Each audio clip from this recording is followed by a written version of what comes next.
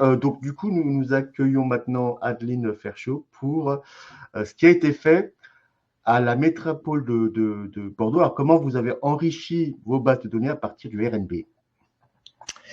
Oui, bonjour à tous. Donc, je vais commencer par rappeler un peu le contexte.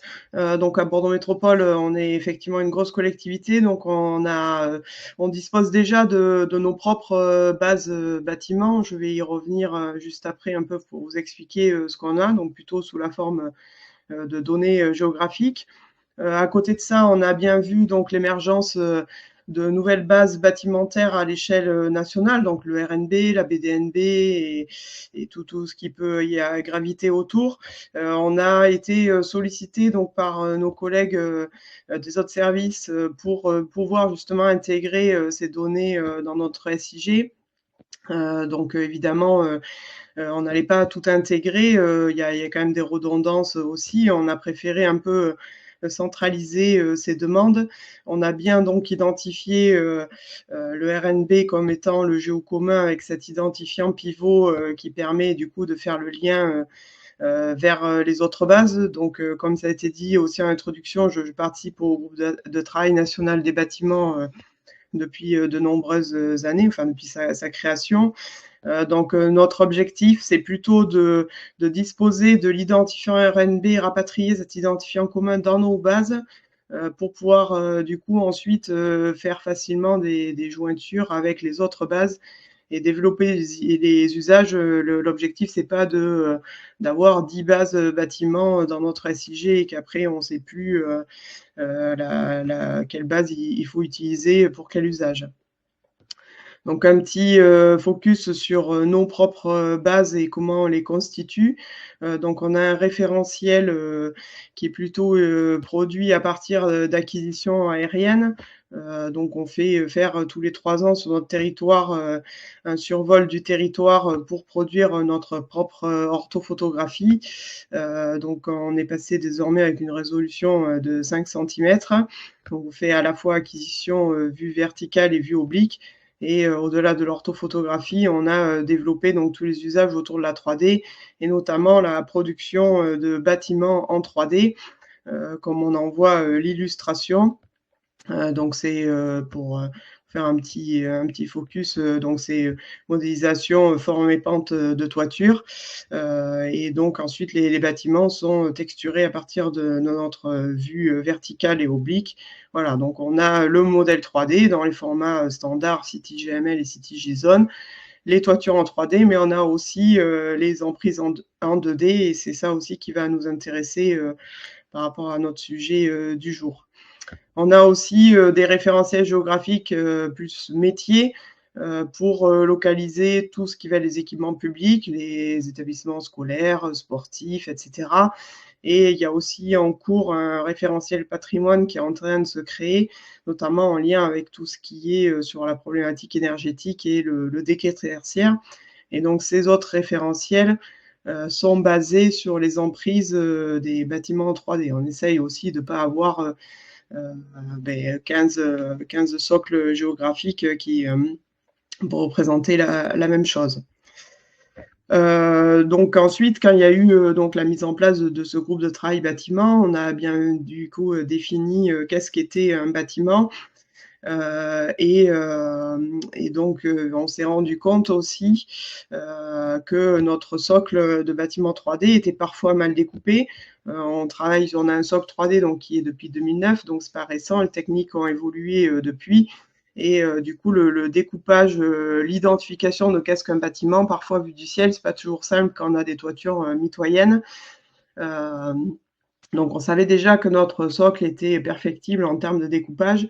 Et là, du coup, quand on a pris contact avec les équipes RNB pour voir comment on pouvait s'inscrire dans la dynamique, soit d'être contributeur en tant que mise à jour ou pour pouvoir récupérer ces identifiants, il fallait faire une analyse plus poussée pour justement voir dans quelle mesure notre référentiel pouvait être compatible. Donc avec les équipes du RNB, ils nous ont largement aidés.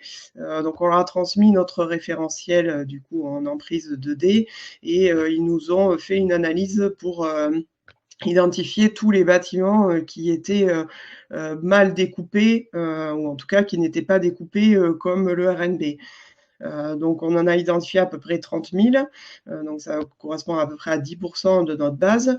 Donc là, c'est ce que vous voyez sur l'illustration. Donc ce sont les bâtiments rouges qui ressortent. Donc évidemment, dans des secteurs assez denses, du coup, c'est là que ça ressort fortement. Et donc, comme on était en même temps en cycle de mise à jour de notre référentiel à partir de notre dernière prise de vue aérienne, on en a profité pour justement se dire ne faisons pas juste une mise à jour de notre base, mais profitons-en pour l'améliorer qualitativement. Et donc, on a fait une commande complémentaire à notre prestataire pour nous découper ces bâtiments. Donc, c'est ce qu'on voit maintenant. Donc, si je reviens en arrière, les bâtiments rouges, du coup, sont devenus jaunes et donc ont été découpés. Donc, ces 30 000 polygones mal découpés sont devenus, alors c'est encore en cours de travaux, mais peut-être 50 ou 60 000 bâtiments sur ça. Voilà. Donc, du coup, on a profité de ça pour améliorer. Et donc, notre objectif, c'est une fois qu'on a fini, de refaire le matching avec le RNB et pouvoir avoir une relation 1-1 au maximum. On sait qu'il y aura peut-être encore des petits écueils, mais en tout cas, voilà, de pouvoir identifier, récupérer cet identifiant RNB dans nos propres bases. Donc, nos prochaines étapes, c'est ça, donc c'est de disposer de cet identifiant RNB et du coup de pouvoir développer les usages à partir des informations disponibles, notamment dans les autres bases, comme l'a montré Inès, DPE, voilà, dans la BDNB et au fichier foncier, parce qu'on sait qu'il y a de l'information très riche là-dedans. Donc, ce qu'on envisage de faire, qu'on aurait dû faire déjà, mais qu'on a dû différer, c'est organiser un atelier interservice au sein de Bordeaux Métropole pour recenser les besoins, parce que si on agrège toutes les données qui sont possibles à partir du RNB, on va avoir une foultitude d'informations qui ne sont pas toutes directement intéressantes pour nous. Donc voilà, on va mettre autour de la table, donc je vous ai mis quelques exemples de direction, donc l'urbanisme, le foncier, direction des bâtiments, tout ce qui va être énergie, transition écologique. Et donc l'objectif, c'est quels sont pour vous les attributs de toutes les bases qui vous sont le plus intéressantes, pour quels usages, quels sont vos besoins. Et donc, on va identifier comme ça un ou deux cas d'usage pour faire un POC, pour proposer des analyses, valoriser les données qu'on aura pu agréger dans des applications dédiées pour voir comment on peut avancer sur ça. Et également, du coup, l'objectif aussi, c'est de poursuivre l'exploitation du RNB.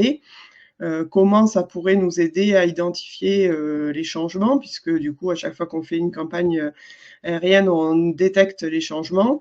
Donc là, on pourrait être sur un cycle où on ne fait pas un focus à chaque campagne aérienne, mais on a bien en temps réel ou quasi réel les mises à jour qui seraient à faire. Et du coup aussi, comment nous, on peut contribuer, être contributeur du RNB dans les signalements.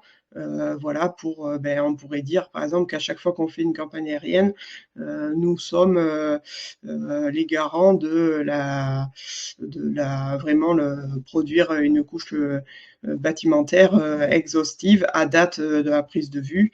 Voilà comment on pourrait améliorer tout ça. Donc c'est pour ça que du coup on est en contact avec Inès et avec ses collègues pour à la fois que ce soit une relation gagnant-gagnant, comment eux peuvent nous apporter leur aide, leur expertise et dans nos référentiels, et comment nous, on peut aussi contribuer à améliorer le RNB lorsqu'on en aurait la possibilité. Voilà, j'en ai fini pour ma présentation.